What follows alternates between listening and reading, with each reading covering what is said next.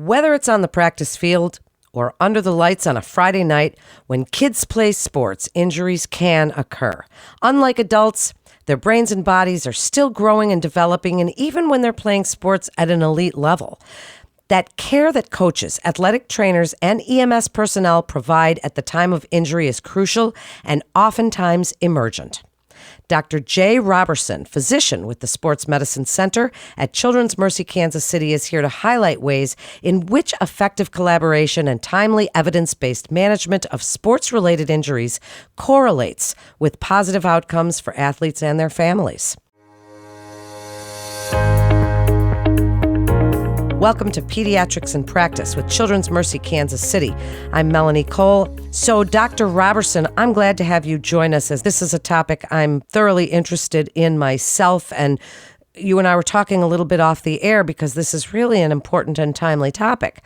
Tell us a little bit about the role of the athletic trainer on scene before, during, and after an emergency, and some effective collaboration tips. Why is it so important that athletic trainers and EMS and coaches and anyone else that happens to be on the scene collaborate with each other? Yeah. Well, thanks for having me. I appreciate being on the podcast. Our athletic trainers are an integral part of our sports medicine healthcare team. They're really the first line providers for all of our athletes in high school settings, club settings, middle school settings. Just kind of depends on where they are employed. But I think it's really important for everyone to know really what an athletic trainer does, because I'm not sure that all physicians, nurses, EMS folks really understand what an athletic trainer does. First of all, they're very highly qualified, highly educated healthcare professionals. Over 70% of athletic trainers hold a master's degree. And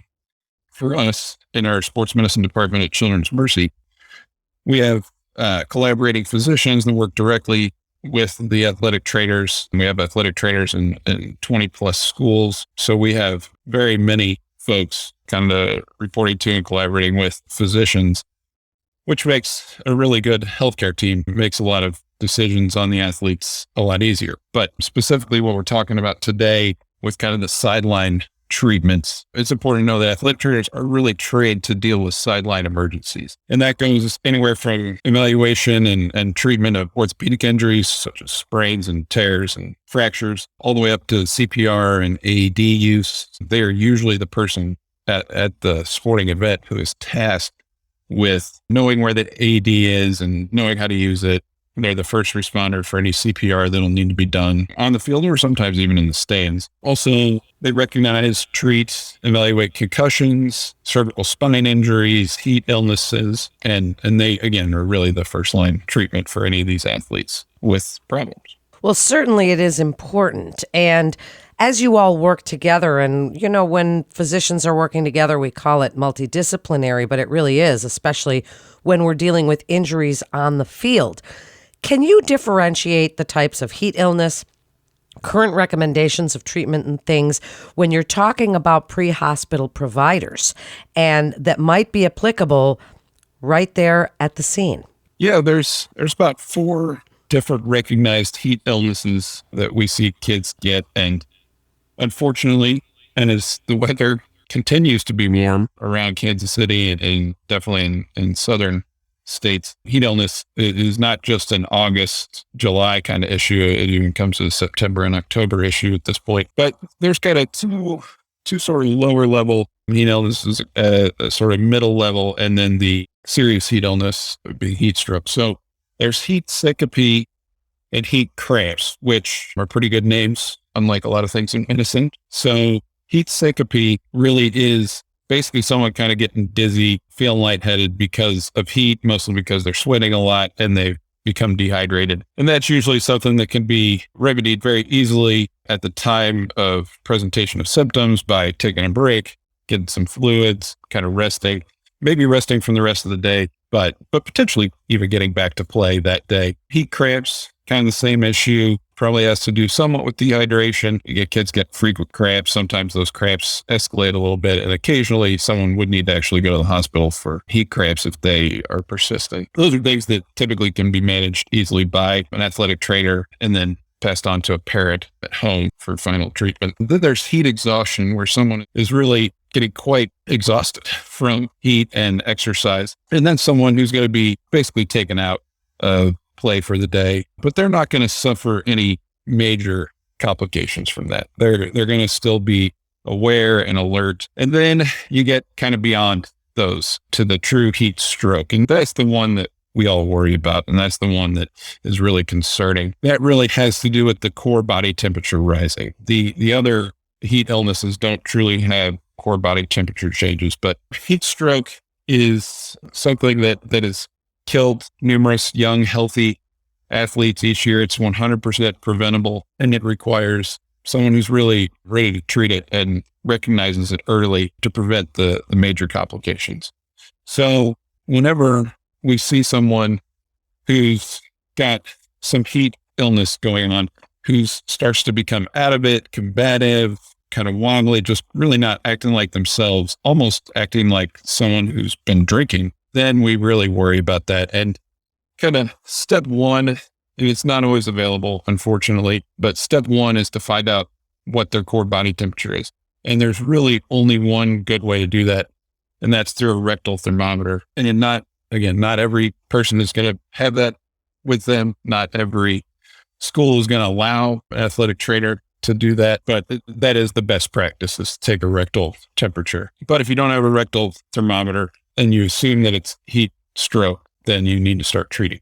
But the thermometer kind of threshold is a core body temperature over 103 degrees Fahrenheit. If someone has that, then they need to be put immediately into a cooling tub. And this is one of the few places where calling EMS, while important and something we definitely want to do, could lead to worse outcomes if a patient is taken directly to the hospital rather than left in the cooling tub until their core body temperature comes down below 103 degrees. So that is one sort of disconnect that we've seen at times between EMS and athletic trainer knowledge, because the EMS technicians definitely want to get people to the hospital. I mean, that's what they're trained to do. That's what they're trying to do. And in this case, it's something you'd want to stop, wait another 5, 10, 15 minutes, whatever it takes to really get somebody cooled down. And to cool them down, you have to put them in a cold tub, which is ice water. So the athletic trainers know this. They have the resources to do that with their ice machines and their large plastic tubs. So that is the best place to do it, because most ERs are not equipped to cool somebody. There isn't a large ice machine and plastic tub to leave somebody in. So that is the treatment. That is how to prevent death with a heat stroke. It's to put somebody in a cold tub and leave them there until they're cooled. What great information. Absolutely fascinating. So now let's talk about some considerations in splinting or fracture management. Again, this is something that other physicians and coaches and providers don't always know about. So speak a little bit about on-scene fracture management, splinting, and even pain management. Yeah. So fracture management, typically if someone is injured a lower extremity and they can, keep running, keep walking, they probably have not broken something. That's not a perfect rule, but it's a pretty good rule. But if someone can't bear weight, then there's a good chance they have a fracture. If something is displaced, an ankle's turned the wrong way, you feel like a bone is sticking out, you can always compare something to the athlete's other limb. So, if it's the right ankle that's hurt, you compare it to the left ankle, see if things really don't look right. And if that's the case, then a lot of times we'd want somebody to be seen in the emergency room that night. If it is more pain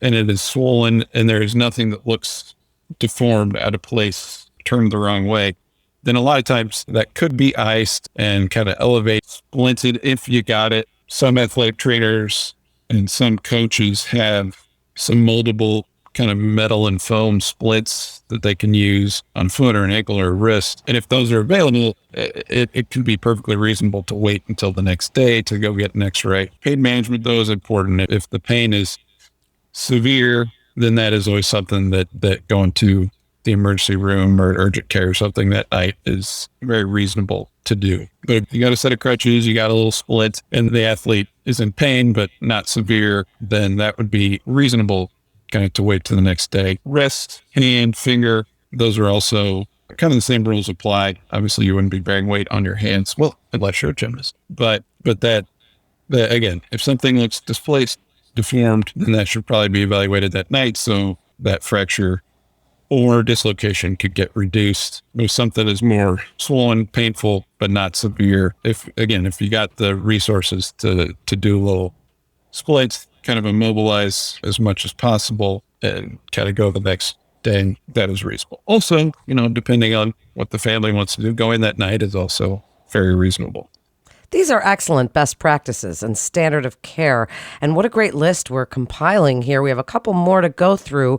Dr. Robertson, so current recommendations for backboarding, as long as we're talking about that, and collar use in kids and adolescents. Speak about that. Yeah, so the NATA, the National Athletic Trainers Association, AMSSM, ACSM have all kind of come together and looked at backboarding and spinal cord injuries and kind of the management to do on the field. And number one, most important thing to do is for your sports team, for your school, to have an emergency action plan, something that the athletic director, the coaches, the athletic trainer, everybody's aware of. Everybody kind of knows the rules and the plans before getting going. And if you're in a situation where you're lucky enough to have the EMS folks come to the games, so there are some games around our city where EMS is available on the sidelines, ready to go, then make sure you include the EMS folks in that emergency action plan and go over it with them as well. And then really important to, know where the AED is and know where the hospital that they'd be likely to go to is. Hopefully know where all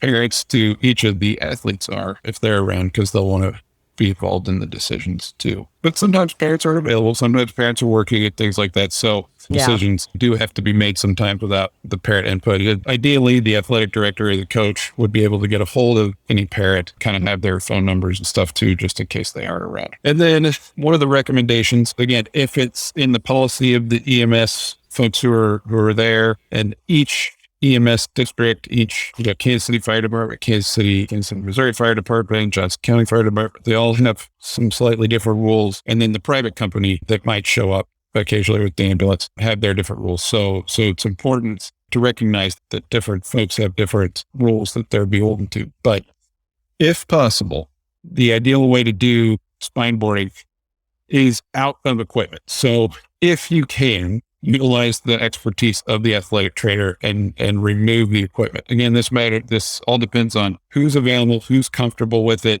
how many people are comfortable with it, how many people are available could help remove equipment. So it is a slightly different calculation each time. But ideally, the athletic trainers would help to remove the helmet, the shoulder pads, things like that, whether it's hockey or football or lacrosse, where you've got those kind of pieces of equipment, because the athletic trainers are very comfortable and very used to removing that equipment, and they practice on it. EMS folks might, I know personally from working in a emergency room, that most doctors working in emergency room don't spend any time taking off equipment. We try to do some educational stuff once or twice a year, but it's just not something that happens a lot. So I think utilizing that expertise of the athletic trainer on the sideline is very helpful. And again, depends on what everybody's different rules are.